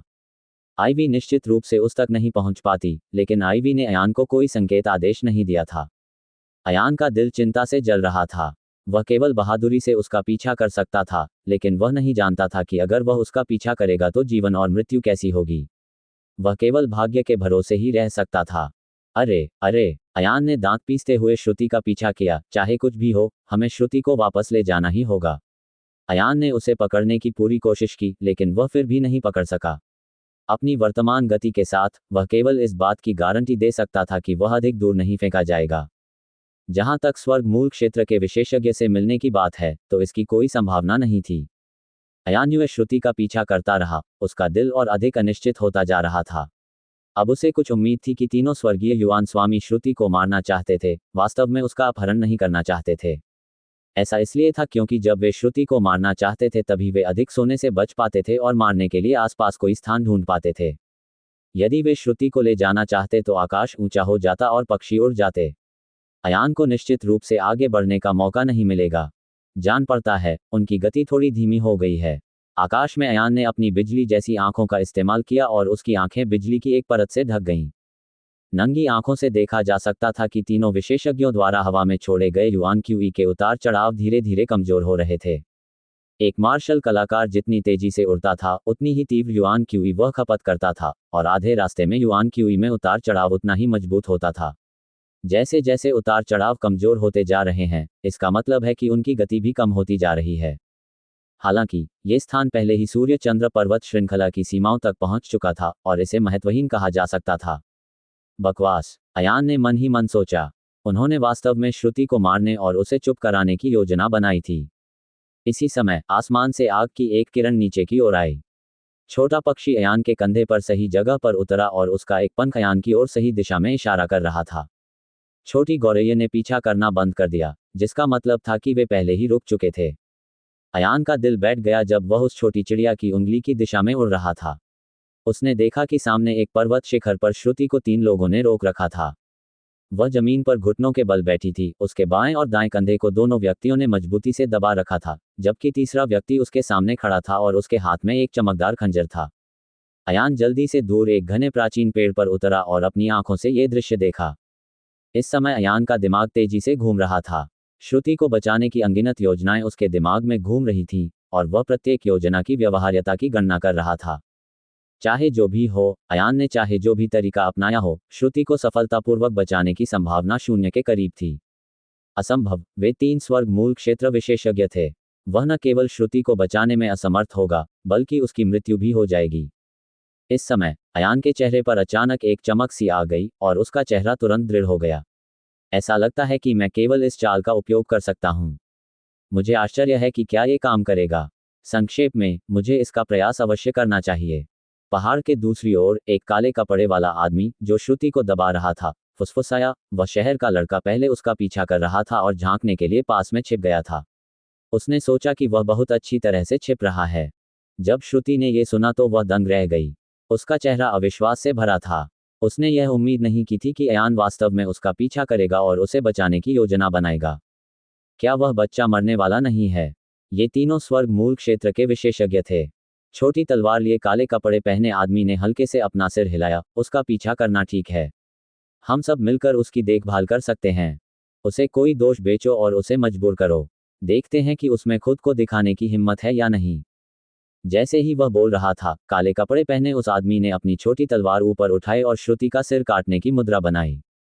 श्रुति जमीन पर घुटनों के बल बैठ गई और मन ही मन प्रार्थना करने लगी, अयान आवेगशील न हो, मरने के लिए बाहर न आए।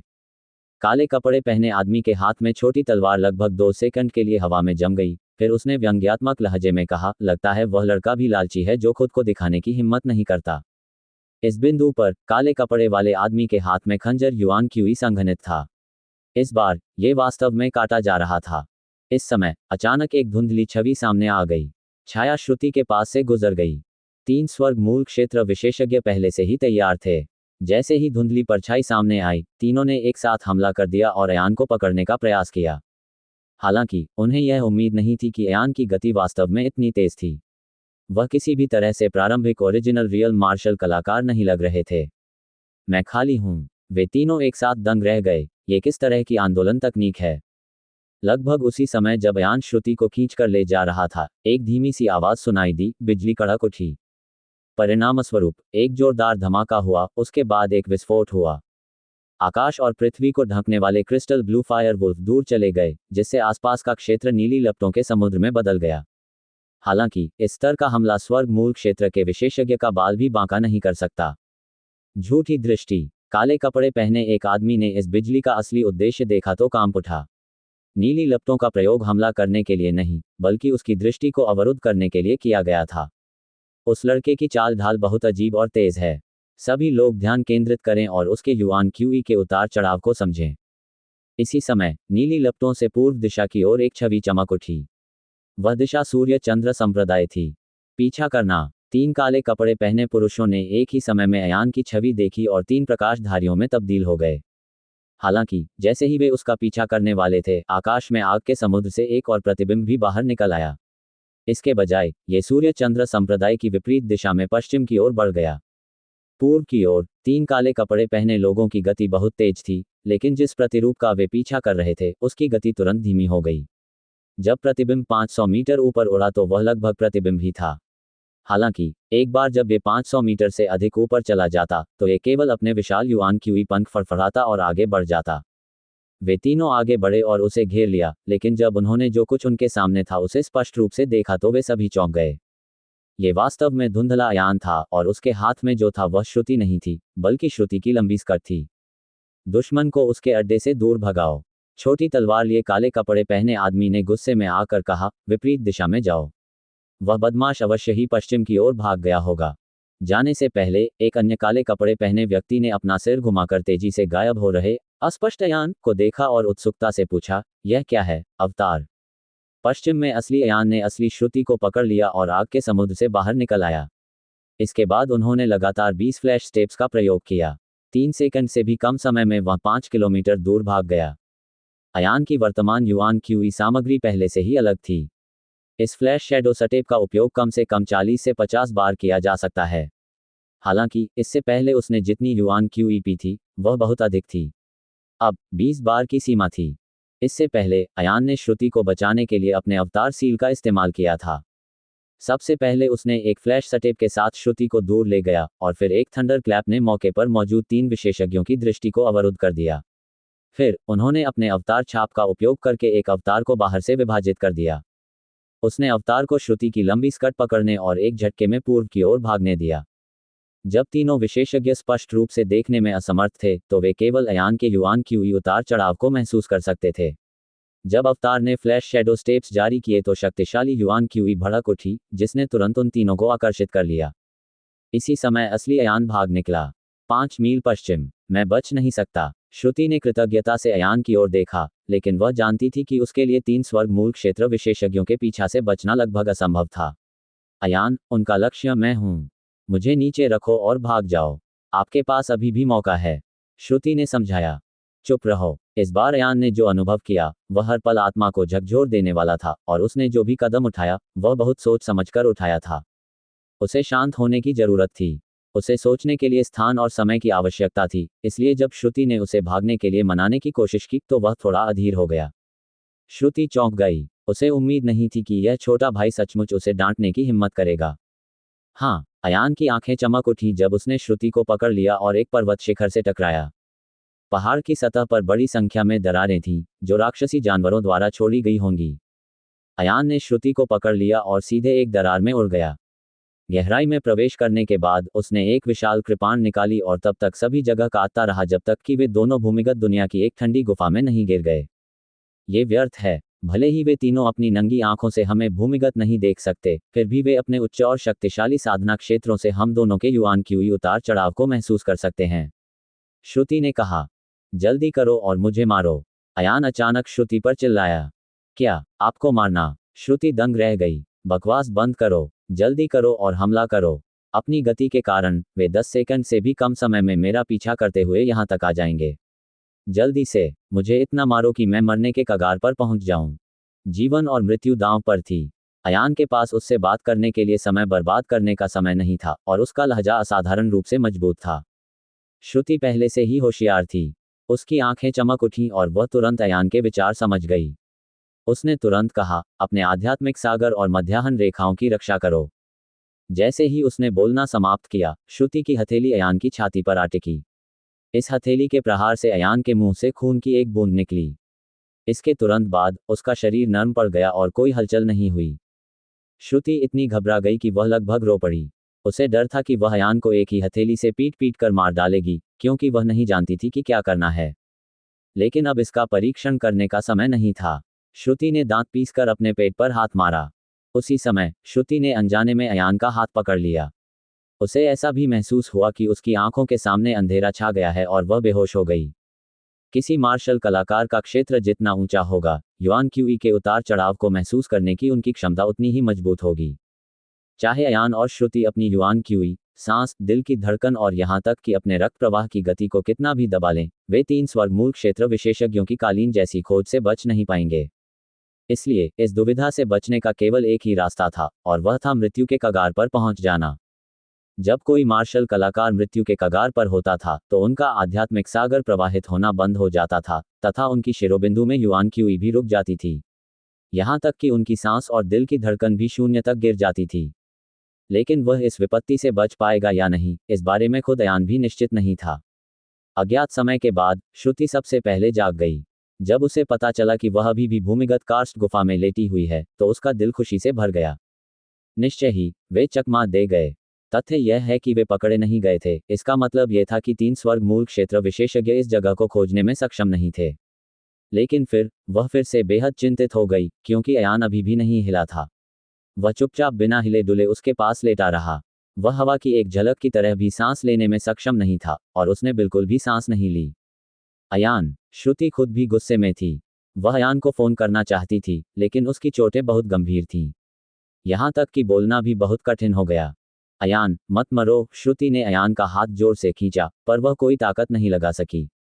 श्रुति ने अपनी स्थिति पर गौर किया और उसे याद आया कि अयान ने उसे बचाने के लिए अपना सब कुछ दांव पर लगा दिया था, लेकिन अंत में वह अपनी ही हथेली से मारी गई। श्रुति जैसी मजबूत महिला के दिल में भी शिकायत की लहर दौड़ गई और वह खुद को रोक नहीं सकी और धीरे से रोने लगी। उसने अपने जीवन में शायद ही कभी आंसू बहाए थे, लेकिन इस बार उसके आंसू टूटे हुए मोतियों की तरह थे जिन्हें रोका नहीं जा सकता था। उसने मन ही मन सोचा, अयान और मेरे बीच कोई दोस्ती नहीं है, लेकिन वह मुझे बचाने के लिए अपनी जान देने को तैयार था और अंत में वह स्वयं मेरे हाथों मारा गया। भूल जाओ, दाता ब्लेड, मेरे पास जीने के लिए कोई चेहरा नहीं है। मैं अयान के साथ क्यों न मर जाऊं और नरक के रास्ते पर उससे माफी क्यों न मांग लूं। हालांकि अब जब श्रुति हिल भी नहीं सकती तो उसमें आत्महत्या करने की ताकत कैसे आ सकती थी। जितना अधिक उसे यह महसूस होता कि उसके साथ अन्याय हुआ है, उतना ही अधिक वह धीरे धीरे रोती। क्यों रो रही हो, खांसी? अचानक एक कमजोर पुरुष आवाज सुनाई दी। श्रुति एक क्षण के लिए स्तब्ध रह गई और जल्दी से अपना सिर घुमाकर देखने लगी। उसने देखा कि अयान पहले से ही भारी सांस ले रहा था। वह ये भी नहीं जानती थी कि अपनी वर्तमान मनोदशा को व्यक्त करने के लिए किस भाषा का प्रयोग करे। इसके बजाय वह बहुत मूर्ख थी, हर समय अयान को घूरती रहती थी।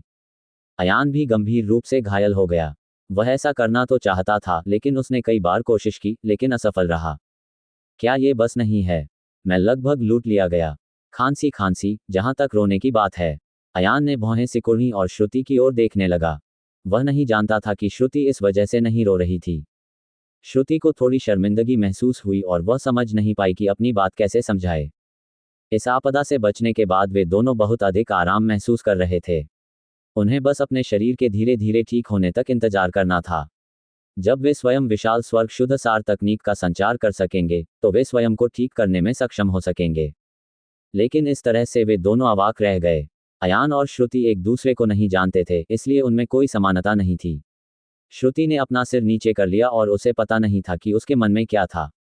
जैसे जैसे समय बीतता गया, वातावरण ठंडा होता गया। अयान ने बस अपनी आंखें बंद कर लीं और आराम करने लगा। थोड़ी देर बाद श्रुति ने कमजोरी से कहा, अच्छा, ड्रंकन ड्रीम पवेलियन में पहले क्या हुआ था?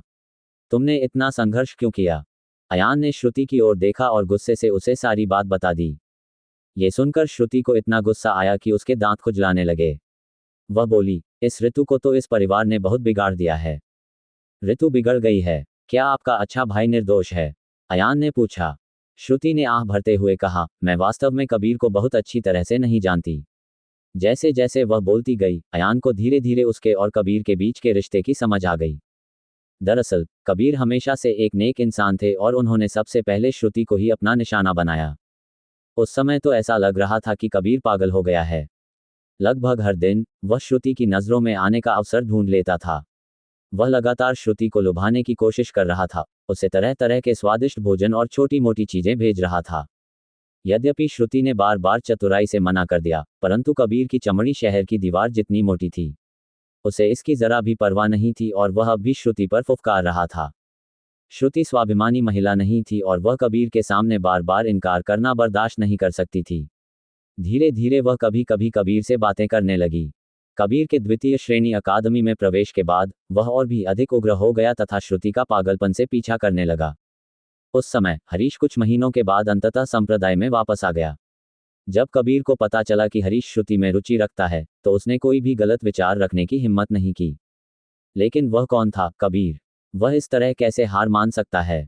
उसने अपनी दिनचर्या बदल दी। अब वह स्त्री पुरुष के बीच प्रेम की राह पर श्रुति के पीछे नहीं भागता था। इसके बजाय वह पूरी तरह से श्रुति का छोटा भाई बनने के लिए दृढ़ संकल्पित था।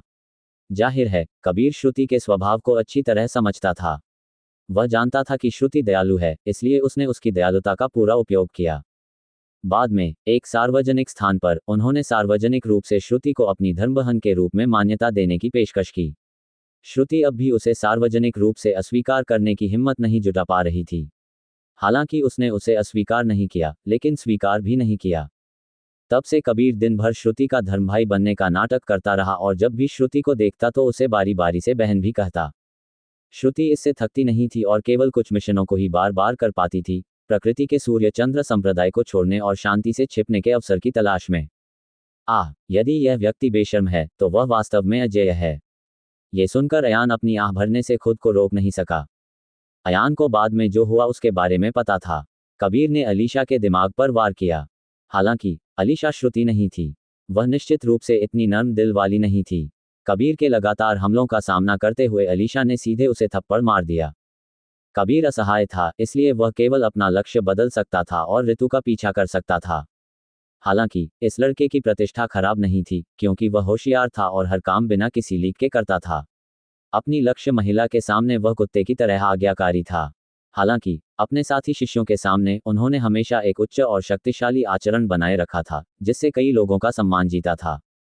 हालांकि ड्रंकन ड्रीम पवेलियन में अयान ने अपना पाखंडी मुखौटा उतार फेंका, जिससे उसका अज्ञात पक्ष पहली बार सभी के सामने प्रकट हुआ। कबीर जैसे लोगों को सबसे ज्यादा चेहरे की जरूरत है, श्रुति ने कहा। तुम्हें उससे सावधान रहना होगा। कहा जा सकता है कि आपने ड्रंकन ड्रीम पवेलियन में उनकी छवि खराब कर दी है। वह निश्चित रूप से आपसे बहुत नफरत करेगा।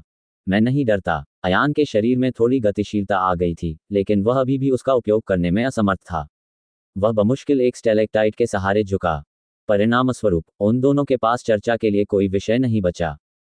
कुछ देर तक दोनों के शर्मिंदा होने के बाद अयान ने कहा, कुछ बातें ऐसी हैं जो मेरे जैसे बाहरी व्यक्ति को नहीं कहनी चाहिए थी, लेकिन चूंकि मैंने आपकी जान बचाई है, इसलिए मैं आपको बता दूंगा। मुझे लगता है कि वरिष्ठ भाई हरीश वास्तव में अच्छे हैं। तुम्हें ये बताने में सक्षम होना चाहिए कि वह तुम में रुचि रखता है। हाँ, हरीश बुरा नहीं है, श्रुति ने सिर हिलाकर कहा। सब कुछ बढ़िया है। ये कहा जा सकता है कि कोई कमी नहीं है, लेकिन मेरा दिल उसके साथ नहीं है। तो आपके पास पहले से ही कोई है जिसे आप पसंद करते हैं? अयान का दिल बैठ गया और वह हरीश के लिए बहुत चिंतित था। हाँ, श्रुति ने हल्की सी गुनगुनाहट की और उसका चेहरा लाल हो गया। कौन है जो आपकी सबसे बड़ी बहन म्यू को आपकी इतनी याद दिला सके? मैं इसे सुनना चाहूंगा, अयान ने कहा। श्रुति ने एक क्षण सोचा और बोली, कई वर्ष पहले जब मैं बच्ची थी, मुझे फीनिक्स महाद्वीप में जाकर संप्रदाय रैंकिंग देखने का सौभाग्य प्राप्त हुआ था। अयान का दिल धड़क उठा। वह संप्रदाय तूफान रैंकिंग के बारे में जानता था। इसका उद्देश्य विभिन्न महाद्वीपों से सर्वोत्तम संप्रदायों का चयन करना था और फिर सभी लोग एकत्रित होकर संप्रदाय के अनुयायियों के बीच युद्ध कराना था। यह 12 संप्रदाय संयुक्त परीक्षा के समान ही था, लेकिन बड़े पैमाने पर। श्रुति ने कहा, उस समय मैंने एक व्यक्ति का व्यवहार देखा। उन्होंने 7 महान संप्रदायों के सभी अनुयायियों को अकेले ही चुनौती दी। उस समय वह बहुत ऊंचे स्थान पर था, असंख्य लोगों की आदर भरी निगाहों से उसे देखा जाता था तथा हजारों लोग उससे प्रेम करते थे। उस समय वह सचमुच अनगिनत प्रभामंडलों से भर गया था। ये सुनकर अयान का दिल धड़क उठा और उसने मन ही मन सोचा, यह अच्छा नहीं है। निश्चित रूप से श्रुति के चेहरे पर मोह का भाव था जब उसने कहा, उन्हें तारों भरे आकाश के नीचे नंबर 1 जीनियस के रूप में जाना जाता है। वह स्वर्गीय रंगीन चंद्रमा संप्रदाय के मुख्य शिष्य रुद्र हैं। अयान अवाक रह गया। इतिहास का पुनर्जन्म हमेशा नाटकीयता से भरा रहा है। उस समय जब रुद्र 7 महान संप्रदायों को पार कर रहे थे, तो उन्हें यह पता नहीं था कि एक छोटी लड़की उनकी पीठ की ओर प्रशंसा भरी दृष्टि से देख रही थी। 10 साल से भी अधिक समय बाद रुद्र का अयान के रूप में पुनर्जन्म हुआ और वास्तव में उसका उस छोटी लड़की के साथ कुछ संबंध था और उसने उसकी जान बचाई। क्या यह संभव है कि इसमें एक निश्चित मात्रा में कर्म था? सारे कर्मों का हिसाब हो चुका था। भले ही अयान को पीट पीट कर मार दिया गया हो, लेकिन उसने कभी नहीं सोचा होगा कि जिसे श्रुति पसंद करती थी वह वास्तव में वही था। सटीक रूप से कहें तो यह उसके पिछले जन्म का ही था। लेकिन मैं क्या मानूं? श्रुति आत्मग्लानि से मुस्कुराई। उस समय जब मैंने सरसरी निगाह डाली थी, तो आज मैं उसे फिर नहीं देख पाई। इसके अलावा उसके दिल में पहले से ही कोई और था, यानी फीनिक्स महाद्वीप की नंबर 1 सुंदरी दिव्या। रुद्र पहले ही मर चुका है, अयान ने कहा। श्रुति ने अपनी बाहें उठाईं और क्रोधित होकर बोली, क्या बकवास कर रहे हो तुम? अयान, मैं तुम्हें बता दूं, अगर तुमने एक बार भी रुद्र पर बदनामी करने की हिम्मत की तो मैं तुम्हारे लिए बहुत चिंतित हो जाऊंगा। अयान को समझ नहीं आ रहा था कि उसे गुस्सा होना चाहिए या नहीं। उसने अपने पिछले पति की रक्षा के लिए खुद को डांटा। यह एक अजीब एहसास था। ये पहली बार था जब अयान की उससे मुलाकात हुई थी। मैं तो बस यही अनुमान लगा रहा हूं कि रुद्र उतना परिपूर्ण नहीं है जितना तुम सोचते हो। अयान ने कहा, अगर मैं रुद्र होता तो मैं अब भी सोचता कि बड़े भाई हरीश तुम्हारे लिए अधिक उपयुक्त हैं। अब हम इस बारे में बात नहीं करेंगे। श्रुति ने अपना सिर हिलाया, कोई बात नहीं, रुद्र का मुझ पर मोहित होना असंभव है। ऐसी बातें कहने का क्या फायदा है? वे दोनों फिर से अवाक रह गए। थोड़ी देर बाद श्रुति ने अचानक अयान की ओर देखा और कहा, कभी कभी मुझे लगता है कि तुम और रुद्र कुछ हद तक एक जैसे हैं। नहीं, अयान घबरा गया और जल्दी से अपना सिर हिलाया। मैं दिखावे की बात नहीं कर रहा हूं। श्रुति बोली, तुम तो रुद्र जैसे लगते हो। सामान्यतः आप विनम्र एवं शांत दिखते हैं। आप हमेशा दूसरों के साथ दयालुता से पेश आते हैं। लेकिन मैं देख सकता हूं कि आप और उसकी हड्डियां एक अगोचर क्रूरता को छिपा रही हैं। जब आप कोई कदम नहीं उठाते तो आप एक विनम्र सज्जन व्यक्ति की तरह होते हैं। यदि मैं निर्दयी हो जाऊं तो मैं पूरी तरह अज्ञानी हो जाऊंगा। काश मैं स्वर्ग की राजधानी में एक छेद कर पाता। अयान इसका खंडन करने में असमर्थ था। वास्तव में हाल ही में उन्होंने जो स्थिति प्रदर्शित की थी वह भी वैसी ही थी। तो श्रुति ने अयान को ध्यान से देखना शुरू किया, तुम्हारा आकर्षण और उसका शश। अयान ने अचानक अपने होठों पर उंगली रखी और कहा, बात मत करो। इसी समय भूमिगत गुफा से अचानक सरसराहट की आवाज आई, मानो चट्टानें एक दूसरे से रगड़ खा रही हों। इसके तुरंत बाद क्रिस्टल पत्थरों से ढकी एक बड़ी छिपकली गुफा की गहराई से रेंगती हुई बाहर आई। बड़ी छिपकली ने एक नज़र में अयान और अन्य दो को देख लिया। एक क्षण के लिए उसका शरीर अकड़ गया और फिर उसे लगा कि अयान और अन्य दो अत्यंत कमजोर हो गए हैं और उसकी आंखों में एक क्रूर भाव प्रकट हो गया। बकवास। अयान को पसीना आ गया। स्तर एक मूल वापसी 5 रंग वाली छिपकली। श्रुति भी घबरा गई थी। इस समय वे दोनों एक सामान्य व्यक्ति से भी अधिक दुर्बल और कमजोर थे। आज लहरों के बाद लहरें वास्तव में असमान थीं। 3 स्वर्ग मूल क्षेत्र विशेषज्ञों के पीछा से बचना आसान नहीं था। अगर वह ऐसे किसी जानवर के हाथों मर जाता तो मजाक वाकई बहुत बड़ा होता। जैसे ही छिपकली आगे बढ़ने वाली थी, अयान के पीछे से आग की एक रेखा निकल पड़ी। अयान दंग रह गया, फिर जोर से हंसा, छोटी गौरैया, मार डालो इसे। जल्दी करो, इसे मार डालो। श्रुति दंग रह गई और अयान से बोली, मैंने तो बस इतना कहा था कि तुम कुछ हद तक रुद्र जैसे दिखते हो। मैं ये शब्द वापस लेता हूं। रुद्र इतना असभ्य नहीं होगा। छोटी गौरैया एक घमंड लोभी पक्षी थी। यह एक ऐसा पक्षी था जो प्रशंसा की चाहत रखता था। उसे पैसा कमाना, चोरी करना और अपने शरीर पर सभी प्रकार की चमकदार चीजें लटकाना बहुत पसंद था। इसके अलावा इस छोटे से साथी ने धधकते अग्नि अजगर और स्पष्ट आत्मा ईगल के साथ जिस तरह से व्यवहार किया, उससे यह भी पता चलता है कि यह बहुत ही भयावह था और यह हमेशा से ऐसा ही था। अयान की दहाड़ सुनकर नन्ही गौरैया को पता चल गया कि अब अपनी ताकत दिखाने का समय आ गया है। वह उड़कर बाहर आया और बहुरंगी छिपकली पर जलती हुई पवन धार उगल दी। ज्वाला पवन ब्लेड ने 5 रंगीन छिपकली की पीठ पर जोरदार प्रहार किया, जिससे रंगीन क्रिस्टल पत्थरों के कई टुकड़े तुरंत टूट गए। 5 रंगों वाली छिपकली क्रोधित थी। उसने काटने के लिए अपना मुंह खोला और झपट्टा मारने के लिए अपनी पूंछ हिलाई, लेकिन चाहे जो भी हो, वह उस छोटे पक्षी की परछाई को नहीं पकड़ सका। छोटा पक्षी रंग बिरंगी छिपकली के चारों ओर घूमता रहा और लगातार जलती हुई हवा की धारें उगलता रहा, जिससे रंग बिरंगी छिपकली की पीठ पर लगे ठोस क्रिस्टल पत्थर बिखर गए और हर जगह उड़ने लगे। गेल स्पैरो कोई आक्रामक राक्षसी जानवर नहीं था, लेकिन एक बार विकसित होने के बाद इसकी ताकत भी काफी बढ़ गई थी। कितना शक्तिशाली पक्षी है। बेशक श्रुति गेल स्पैरो को जानती थी। इस समय वह अपनी शक्तिशाली लड़ाकू शक्ति के कारण छोटी गौरैया की प्रशंसा करने से खुद को रोक नहीं सकी। अप्रत्याशित रूप से प्रशंसा पाकर छोटी चिड़िया को बहुत गर्व हुआ। उसने सचमुच पलटकर श्रुति को आंख मारी। श्रुति दंग रह गई। इतना छोटा पक्षी जैसा राक्षसी जानवर इतनी मानवीय अभिव्यक्ति कैसे कर सकता है? ये वह क्षण था जब बहुरंगी छिपकली ने अपनी पूंछ से दीवार पर बैठी छोटी चिड़िया को पुकारा। अया बकवास। इस महत्वपूर्ण क्षण में आप किस तरह की प्रतिष्ठा के साथ खेल रहे हैं? अयान ने डांटा, जल्दी करो और इसे मार डालो। इसकी आंख में छुरा मारो और इसे ले जाओ।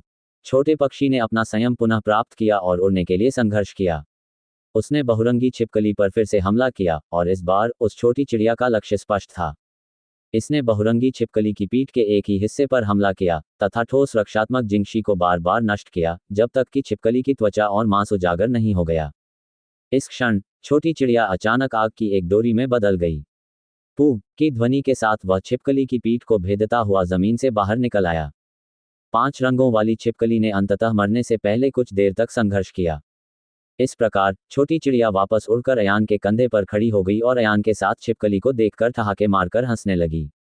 अयान बार बार छिपकली की लाश को देखकर उपहास उड़ा रहा था, जबकि वह छोटी चिड़िया अयान के कंधे पर खड़ी अपनी छोटी छोटी आंखें सिकोड़ रही थी और भयावह अभिनय कर रही थी।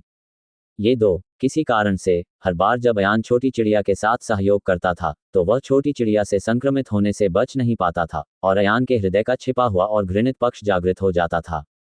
श्रुति ने जब उस आदमी और पक्षी के भावों को देखा तो वह हंसने से खुद को रोक नहीं सकी। एक और आपदा, मौत से बचकर भागना। समय धीरे धीरे बीतता गया। अयान और श्रुति ने धीरे धीरे अपनी गतिशीलता पुनः प्राप्त कर ली।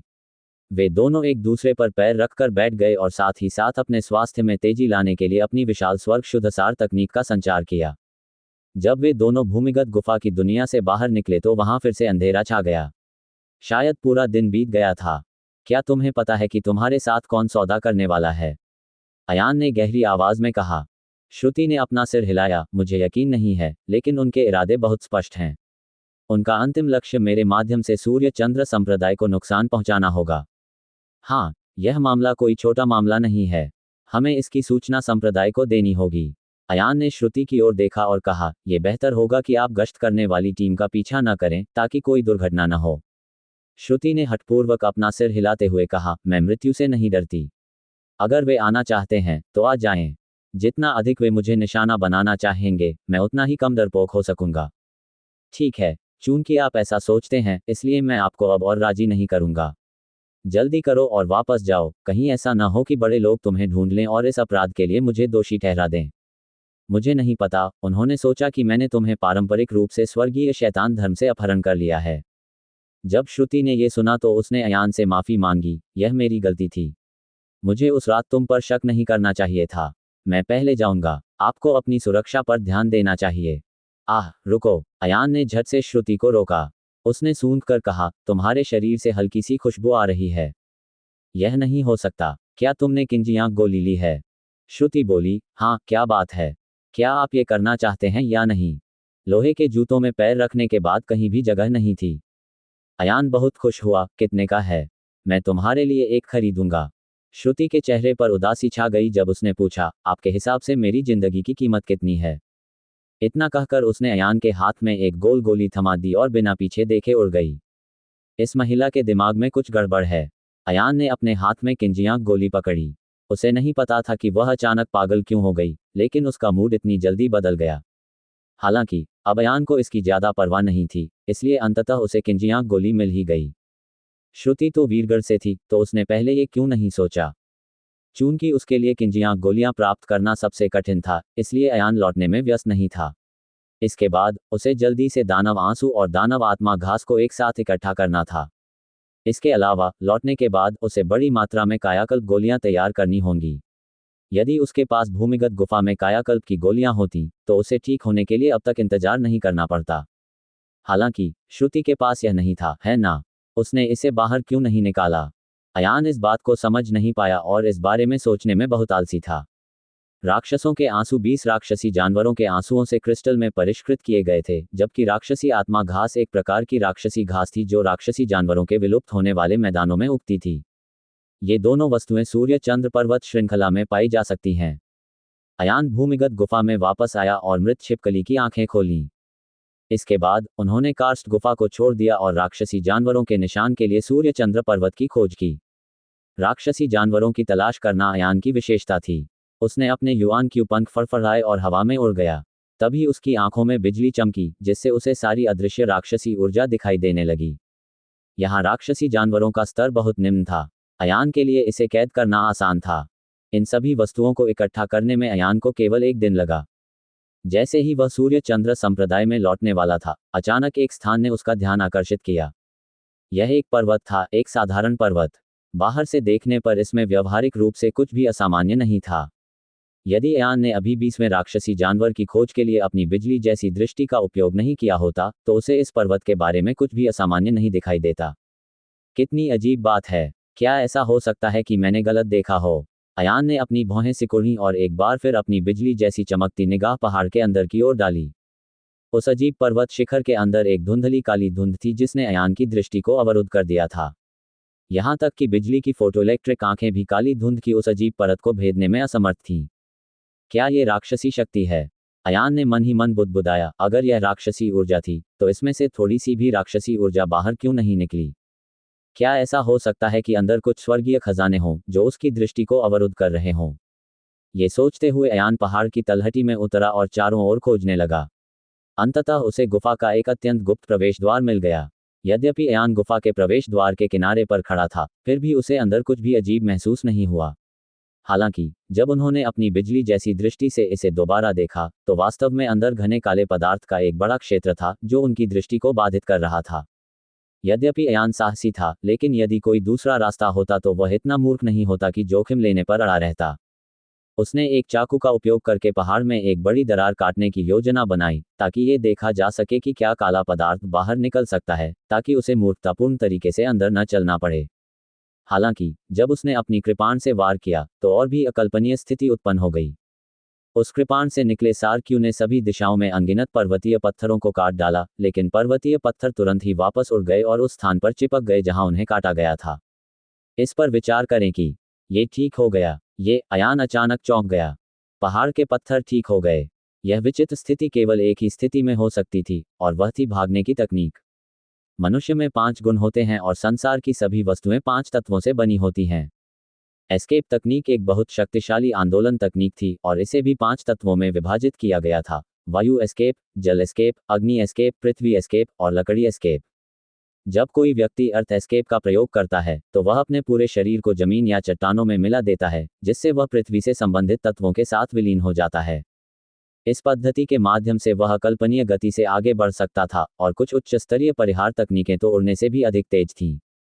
जब कोई मार्शल कलाकार अर्थ एस्केप का उपयोग करता था तो वह जिस क्षेत्र में होता था वह नष्ट नहीं होता था। क्योंकि पृथ्वी तत्व अत्यधिक सक्रिय था, इसलिए यदि ब्लेड को काट भी दिया जाए तो भी मिट्टी कटने के बाद पुनः जुड़ जाएगी। पृथ्वी से पलायन मानव और पृथ्वी का वास्तविक सम्मिलन था। यह अकेले जमीन में गोता लगाने जितना आसान नहीं था। वास्तव में यहाँ चट्टानें हैं। अयान को अचानक दिलचस्पी हो गई। यदि ये तथ्य न होता कि कोई व्यक्ति पहाड़ के अंदर हर समय एस्केप तकनीक का प्रयोग कर रहा था, तो ऐसा इसलिए था क्योंकि वहां कुछ शक्तिशाली स्पिरिट मीडियम क्रिस्टल छिपे हुए थे जो एस्केप तकनीक का विकास कर सकते थे। छोड़ो, मुझे अंदर जाकर देखना है। अयान ने सोचा कि अगर वह भागने की कोई तकनीक सीख ले तो निस्संदेह उसके पास भागने का एक और रास्ता होगा। इस समय उनके पास सबसे अधिक कमी थी भागने की तकनीक की। यद्यपि फ्लैश के कदम तेज थे, लेकिन उनके बीच की दूरी बहुत कम थी। ये पर्याप्त नहीं था। उसने एक गहरी सांस ली और बलपूर्वक गुफा में कदम रखा। कुछ देर गुफा में अंदर जाने के बाद उसे पता चला कि वह अंधकार क्षेत्र में प्रवेश कर चुका है। यह अंधकार में क्षेत्र सचमुच अंधकार में है। यहाँ तक कि अयान ने भी एक चंद्रमणि निकाल ली। चांदनी की रोशनी उसके सामने के रास्ते को रोशन नहीं कर पा रही थी, मानो काली हवा रोशनी को निगल जाएगी। यह अजीब है। अयान ने अपना हाथ आगे बढ़ाया और जल्दबाजी में कोई कदम उठाने की हिम्मत नहीं की। भले ही अंदर बहुत महंगे स्पिरिट मीडियम क्रिस्टल हों, फिर भी उनके लिए सारा प्रकाश निगल पाना असंभव था, है ना? हालांकि अयान आसानी से हार मानने वाला व्यक्ति नहीं था। स्थिति जितनी गंभीर होती गई, उसे यह जानने के लिए उतना ही अंदर जाना पड़ा कि क्या हो रहा है। उन्होंने प्रकाश आकर्षित करने के लिए सीधे सूर्य देव तकनीक का उपयोग किया, जिससे सूर्य की एक कोमल किरण ने उन्हें घेर लिया। अंततः उसके सामने एक दृश्यमान पर्वतमाला प्रकट हुई। ऐसा लग रहा था कि सूर्य देव तकनीक का इस अजीब अंधकार पर एक निश्चित निरोधक प्रभाव था। अयान थोड़ा शांत हुआ और आगे चलने लगा। वह जितना आगे बढ़ता उतनी ही अजीब चीजें घटित होती। जब अयान लगभग 1000 मीटर की गहराई पर था तो उसकी दृष्टि की सीमा भी कम हो रही थी। 3 मीटर चौड़ी रोशनी लगभग 10 मीटर त्रिज्या वाले क्षेत्र को प्रकाशित कर सकती है, लेकिन अब 3 मीटर चौड़ी प्रकाश किरण केवल 5 मीटर तक ही रोशनी दे सकेगी। विशेष रूप से अजीब बात यह थी कि अयान को लगा कि उसकी लाइटनिंग मेरिडियन विशेषता बेचैनी की स्थिति में थी। ये कुछ ऐसा था जो उसने पहले कभी नहीं देखा था। यह अंधकार वास्तव में मेरी बिजली की शक्ति को छू सकता है। अयान ने सांस रोककर 500 मीटर और चला। अब वह 5 मीटर तक और नहीं देख सकेगा। उनकी दृश्यता पहले ही घटकर मात्र 3.5 मीटर रह गई थी, अर्थात वह क्षेत्र जो प्रकाश से ढका हुआ था। अयान के शरीर में बिजली की चमक और भी अधिक बेचैन हो गई। यह कोई असहज बेचैनी नहीं थी, बल्कि प्रयास करने की उत्सुकता थी। अयान ने पहले कभी ऐसी स्थिति का अनुभव नहीं किया था। जब उसने लाइटनिंग मेरिडियन विशेषता का उपयोग करने की पहल नहीं की, तो अंधेरे ने उसकी अपनी लाइटनिंग मेरिडियन शक्ति को प्रज्वलित कर दिया। यदि वह लगातार चलता रहा तो उसे 500 मीटर और चलना पड़ेगा। अयान लगभग एक कदम भी चलने में असमर्थ था, क्योंकि उसके शरीर में बिजली की शक्ति अनियंत्रित रूप से फैल रही थी। ठंडी हवा का झोंका आया और वह आगे बढ़ता रहा। अगर बिजली की कड़कती हुई चमक अयान के चारों ओर लिपट गई, जिससे वह बिजली जैसा चमकने वाला व्यक्ति बन गया। ये कौन सी जगह है? अयान ने अपने दांत पीस लिए और अपने अवतार छाप का उपयोग करके एक अवतार को विभाजित कर दिया, जिससे अवतार ने एक शमन सूर्य का प्रकाश डाला। धमाका! सूर्य की तेज किरणें अवतार पर पड़ीं। इस क्षण अयान के शरीर में बेचैन वज्र शिराएं अचानक स्थिर हो गईं। अवतार केवल 10 सेकंड तक चला। अयान ने समय बर्बाद करने की हिम्मत नहीं की। वह पहले ही अंदर घुस चुका था, इसलिए उसने पूरी ताकत से हमला करने का फैसला किया। उसने अपनी गति बढ़ा दी और ऊबड़ खाबड़ गुफा में तेजी से दौड़ने लगा।